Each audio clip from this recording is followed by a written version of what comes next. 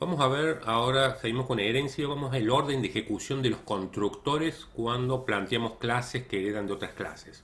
Cuando tenemos un constructor en las clases y subclases, el orden de ejecución de los mismos es, primero se ejecuta el constructor de la clase padre y luego como segundo se ejecuta el constructor de la subclase. Y lo vamos a ver ejecutándose. Vamos a hacer un problema, vamos a plantear una clase A, otra clase B y otra C, que B herede de A y que C herede de B. Vamos a definir sus constructores y vamos a ver el orden que se ejecuta mostrando un mensaje en cada uno de ellos. Vamos a crear luego un objeto de clase C, o sea, de la clase de más abajo.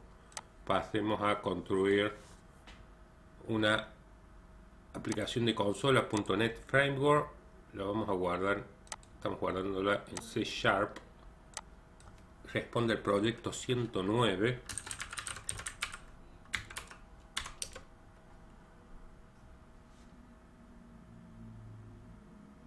Bueno, y lo primero que vamos a hacer entonces es crear estas tres subclases A, B y C.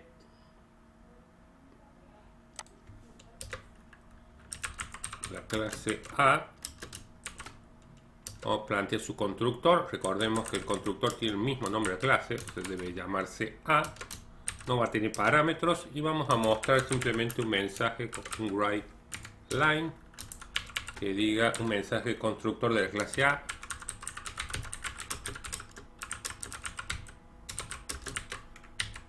Vamos a plantear ahora la clase B. La clase B va a heredar de clase A, entonces indicamos este concepto con la sintaxis, indicamos nombre de clase y dos puntos y de qué clase hereda la clase B. Vamos a plantear el constructor. El constructor tiene el mismo nombre de clase, o sea, la clase se llama B. Y vamos a mostrar el mensaje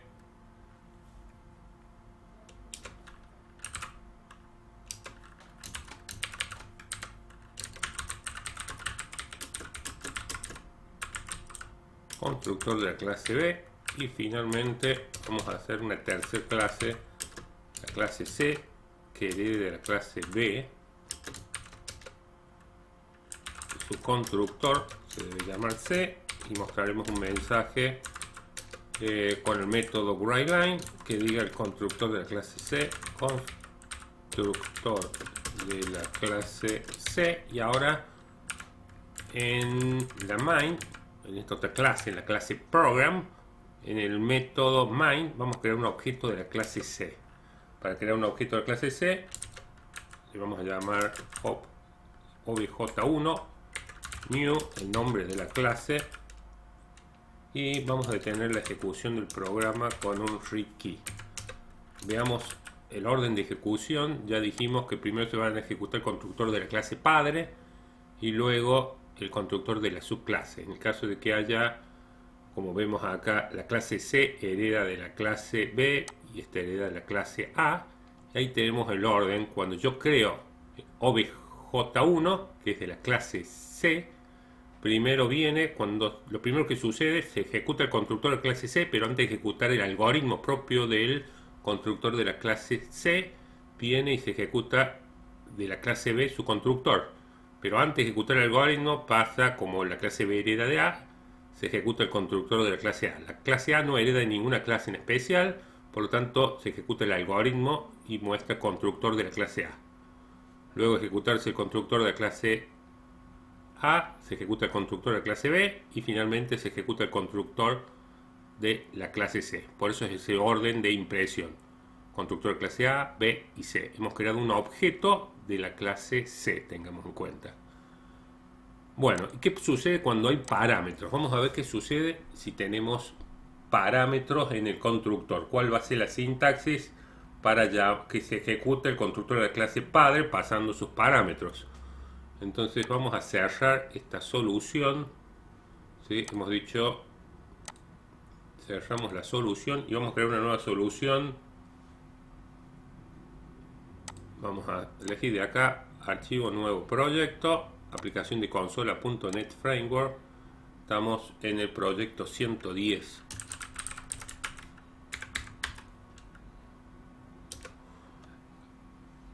el proyecto 110 dice plantear tres clases, A, B y C, B que herede de A y C herede de B, definir un constructor de cada clase que reciba como parámetro un entero. Recién teníamos constructores que no reciben ningún parámetro y las llamadas eran automáticas y no había nada en particular, pero sí se iban ejecutando de arriba hacia abajo los constructores. En la clase program, en el método main, vamos a definir un objeto de clase C, igual que recién. Entonces vamos a plantear la clase A, su constructor va a recibir como parámetro un entero, le vamos a llamar parámetro A in en minúscula, y lo que vamos a hacer es imprimir el parámetro A.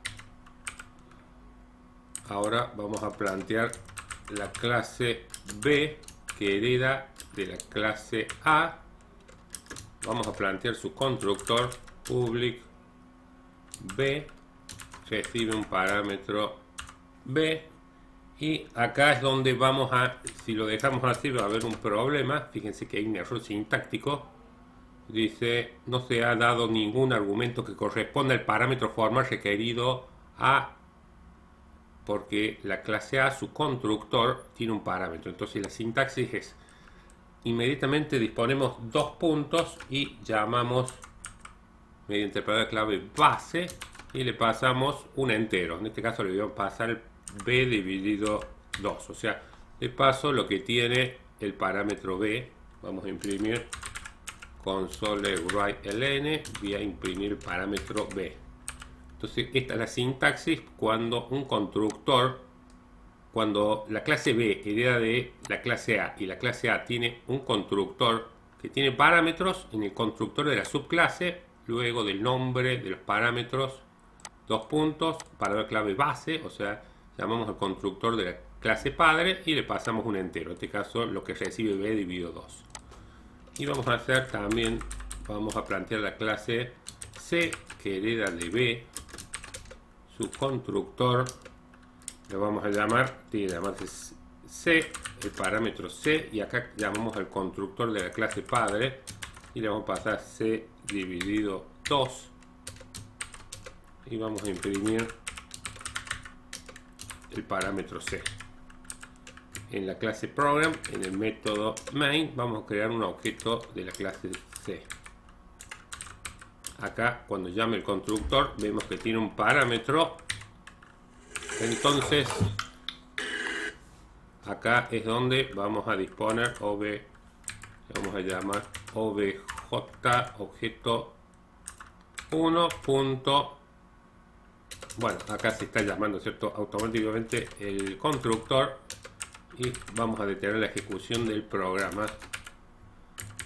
Fíjense acá, cuando creo un objeto de la clase C tengo que pasarle un entero. Debe estar pasando un 20, va a imprimir un 20, pero previamente se va a llamar constructor de la clase padre, le va a pasar el 20 dividido 2 un 10, por lo tanto B recibe un 10, pero antes de imprimir el 10 primero se va a ejecutar el constructor de la clase padre, le va a pasar 10 dividido 2 un 5, imprime un 5, imprime un 10, imprime un 20.